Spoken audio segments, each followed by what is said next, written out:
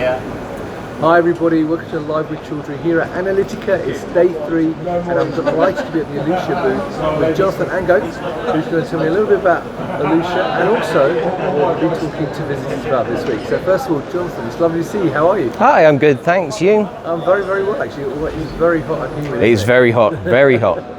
Now, this is day 3, so before we start talking about Ellutia, can you tell me how has the show gone for you this week? It's been pretty good. It's been pretty good. We've had a wide variety of people that have seen us, from marketing, people that want to be distributors for Ellutia, which is always nice, and also current customers and prospective future customers. So yeah, it's been really quite good. Fantastic. Now, for those people who are not familiar with Ellutia, can you give me a quick overview of the business? Yeah, sure. So Ellutia was founded over 20 years ago in Cambridge, United Kingdom. They are a GC and instrument solutions manufacturer. They're in several industries: pharmaceutical, forensics, agrochem. And one of the big milestones we've recently had with our cork analyzer is they've now analysed 500 million corks. So that's really quite a lot of wine. Fantastic.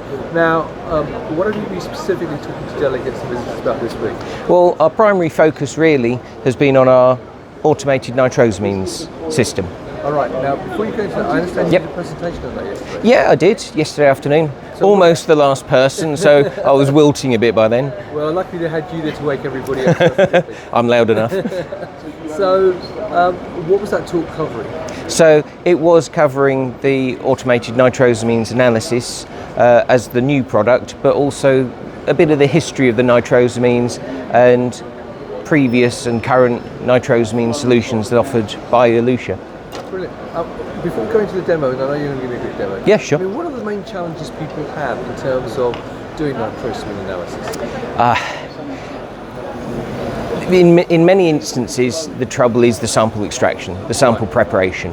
The limits of detection required down to 1 ppb, so that's 1 nanogram per mil, is really quite challenging, especially across all of the various sample types that we see. So nitrosamines have been detected, in water. They can be in cosmetics, so shampoos, lipsticks, whatever you want to wear at the weekend.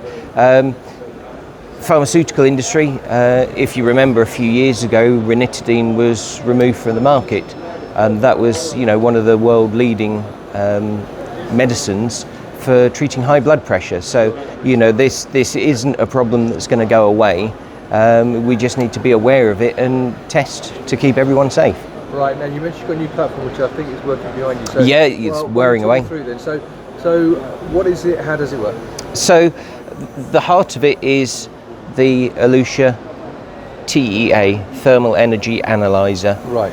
So the advantage of this system is that we are specific for the nitrosyl group, so that's N double bond oxygen. Right. So the nitrosyl enters the TEA, where it's reacted with ozone to form nitrogen dioxide in an excited state, and then the NO2 relaxes, which releases a photon of light, and that is what we actually specifically detect. Well, how do you put it into the system? So it will interface both with GCs and HPLCs, right, okay, via the pyrolyzer. Right. So in this instance, like the mass spec transfer line, this interface is where your mass spec normally would. Right. So your column effluent, so you do your normal GC injection, normal column resolution. In here, the nitrosamines are heated to greater than 500 degrees C, right. And that releases the nitrosyl radical. Right. Okay. Brilliant. So once it's gone into there, what's the next stage then? So the next stage is it's reacted with ozone. Yep. There is an onboard ozone generator. So that then mixes in the reaction chamber. Obviously there's a PMT, photomultiplier tube, and that's what does the detection. Right. Then there's not a vacuum pump here, but it would then be the sample would then be evacuated by a vacuum pump through an ozone destroyer. So we'll keep everyone safe there as well. Brilliant. And what are the other things around it at the moment? You've got the screen there showing different data. Yes. So if you connect the system, the TEA, to a GC or HPLC, that's for speciated analysis, when you're actually trying to determine not just the quantity of the nitrosamines, but what the identity of the nitrosamines is. So this is more of a screening tool. So this would be for total nitrosamines. So one of the advantages of this system is its throughput. It is just so fast. So we're detecting down to about 1 nanogram per mil, with a throughput of 15 samples in 2 hours. So, you know, if you think your typical GC or HPLC, you're looking at a 25-30 minute run to do something similar. Whereas, you know, we're doing 8 an hour instead of 2 an hour. Right, okay. And so how does the process work though? So does it start from there, go across, or how does it work? Okay, so we've got a reduced sampling system at the moment. So you would perform your manual solvent extraction as normal, but rather than doing an injection of 20-30 microliters, we're injecting 14 mils. So right there we've made such an improvement in sensitivity. So this is a static headspace analysis. So as you can see, the robot has just moved a sample into the vortex. We've obviously turned down the vortex speed so it isn't going to be rattling too loudly. So it agitates in there, and then it will move to the heated agitator. Okay. In there the sample will be heated because the reaction occurs at elevated temperatures. We then move it from the heated agitator back to the tray to allow it to cool. You know, we don't want to be injecting, absolutely. So we don't want to be injecting, you know, hot solvent and acid vapors into the detector. So just allowing it to cool to room temperature, you know, it just makes everything a bit more robust and reliable.